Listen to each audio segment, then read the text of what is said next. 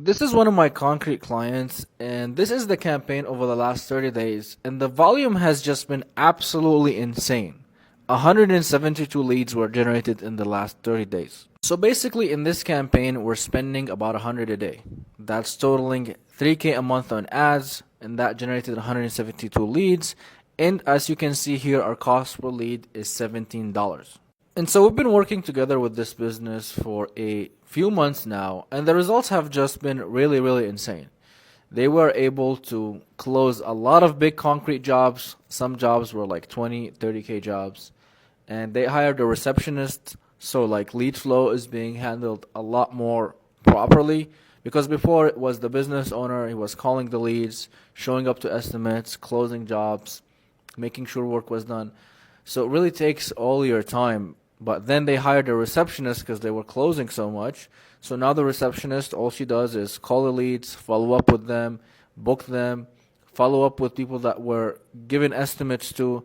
It really allowed us to streamline a lot of things. And I think eventually every single business needs to get to that point where the business owner gets removed from doing the day-to-day. But I know a lot of you guys that watch me are in that place where you're doing everything yourself on a day-to-day basis. And the only way for you to exit from that is to be able to close enough jobs to hire somebody. Because right now you might not be able to afford it. So to get to that level to close more jobs, you really need more leads and more appointments. So until you solve that problem, you literally have to do everything yourself. And so this business owner did it himself for the first 2 months that we were working together. He was his own receptionist and he was his own sales guy doing everything. But once we started closing enough deals, then he was able to get out of doing that. And that's the thing that you guys should be thinking about if you're somebody that owns a blue-collar contracting business, somebody that wants to scale. Your first thing is, how can I get more leads so I can close more jobs, so I can cash flow enough that I can hire somebody and step out of that position. And then every time you close more jobs, because every person you hire should be able to save you time. And by saving you time, you can close more jobs and make even more money. And so let's say you hire a receptionist. Then the next step might be to hire a sales guy. Then you take that sales guy with you for a month or two to look at estimates with you. You train him. He sees you doing your closing in action. Then you see him doing their closing in action. And so you're like, all right, now we got somebody to take care of sales.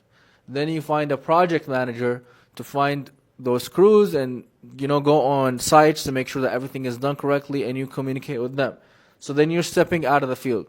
And so every time you scale to the next level, you remove yourself one bit from the business. And bit by bit, you build a business that can really operate without you. But in the beginning, you have to do everything yourself. And honestly, guys, that's the case with any business. And so if you find yourself stuck, and it's been the case for years, fix your lead problem first. Once that gets fixed and you close more jobs, I promise you scaling will be a lot easier.